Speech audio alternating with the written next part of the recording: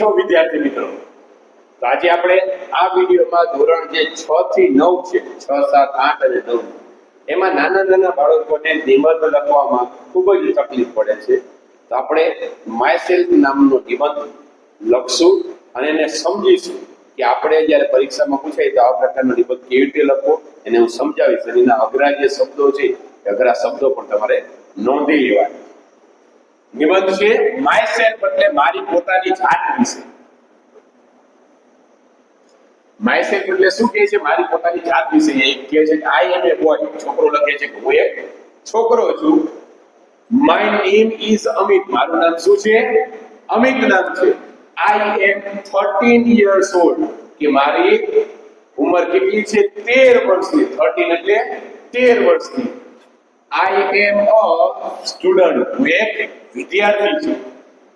I M in standard 8. જો અહીંયા આપ્યું છે 8 એટલે કેવી રીતે લખાય? દાખલા કે 5 છે, પછી 6, 7 ને 8. 9 હોય તો આ 9, 10 અને 10, પછી 11 ને 12. એટલે રોમન આંકડામાં લખેલું છે. આને શું કહેવાય? 8 કહેવાય. તો હું ધોરણ 8 માં અભ્યાસ કરું છું. આઈ એમ એ ક્લેવર બોય. ક્લેવર એટલે કે હોશિયાર. હું એક હોશિયાર છોકરો છું. આઈ એમ ટોલ. ટોલ એટલે ઊંચો. એ સ્ટ્રોંગ. સ્ટ્રોંગ એટલે મજબૂત. કે હું ઊંચો અને મજબૂત છું. આઈ લાઈક એટલે ગમવું. પ્લે એટલે રમવું. કે મને ક્રિકેટ અને બેડમિન્ટન, આપણે બેડમિન્ટન એટલે ફૂટ રેકેટ, કે મને બેડમિન્ટન અને ક્રિકેટ રમવાનું ગમે છે. લાઈક એટલે રમવાનું ગમે છે. આઈ ઓલસો લાઈક. લાઈક એટલે ગમવું. Two read books. મને ચોપડી વાંચવાનું પણ ગમે છે. My hobby. હોબી એટલે શોખ.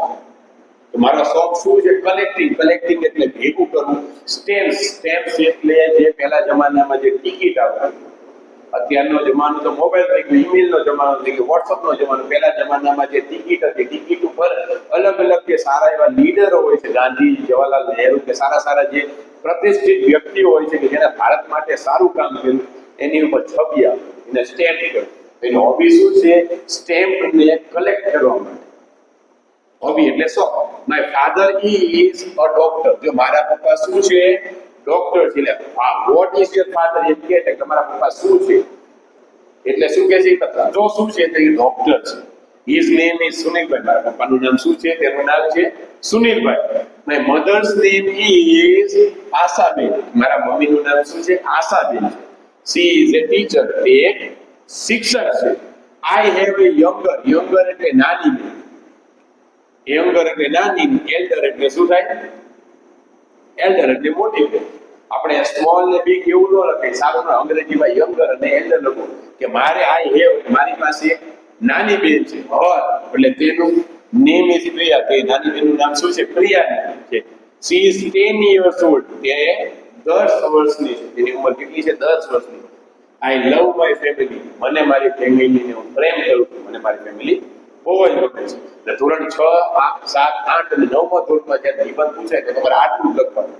તો આજે આપણે આ નિબંધ સમજી લીધો ને હવે હું તમને નિબંધ તમારે પાકો કરવો હોય ખરેખર એના માટેના જે અઘરા શબ્દ છે, જો તમને લઈ ગયા અઘરા શબ્દ તો અઘરા શબ્દ તમારે જે માયસેલ્ફ એટલે હું પોતે, મારી જાતે, બોય એટલે છોકરો, નેમ એટલે કે નામ, 13 year old એટલે કે 13 વર્ષનો, સ્ટુડન્ટ એટલે વિદ્યાર્થી, સ્ટાન્ડર્ડ એટલે ધોરણ, ક્લેવર એટલે હોશિયાર, ટોલ એન્ડ સ્ટ્રોંગ એટલે ઊંચો અને મજબૂત, ટુ પ્લે એટલે રમવું, ટુ રીડ એટલે વાંચવું, હોબી એટલે શોખ, ટુ કલેક્ટ સ્ટેમ્પ એટલે ટપાલ ટિકિટોનું સંગ્રહ કરવું. કલેક્ટ એટલે ભેગું કરવું, સંગ્રહ કરવું. પછી ફાધર એટલે પિતા, મધર્સ નેમ એટલે માતાનું નામ, ટીચર એટલે શિક્ષક, યંગર સિસ્ટર એટલે નાની બેન. આપણે તમને કીધું મોટી હોય તો એલ્ડર સિસ્ટર કહેવાય. 10 years એટલે 10 વર્ષની. આઈ લવ માય ફેમિલી એટલે હું મારા કુટુંબને પ્રેમ કરું છું. તો જે નાના નાના છોકરાઓ છે એના માટે જે નિબંધ પૂછાય છે એ આજે આપણે સમજીએ. હવે પછીના નેક્સ્ટ લેક્ચરમાં બીજો એક સારો એવો નિબંધ લઈ આવીશ કે જે તમને મજા આવશે. તમે આ નિબંધ જે સ્પેલિંગ છે એને પાકા કરી નાખશો એટલે તમને નિબંધ જાતે કરતા આવડી જશે. આ જે બધા નામ છે એની જગ્યાએ તમારે પોતાનું નામ ઉમેરી દેવાનું છે. પોતાના જાતે પોતાની ફેમિલી વિશે, પોતાના વિશે લખવાનો પ્રયત્ન કરવાનો. Thank you very much. જય હિન્દ, જય ભારત.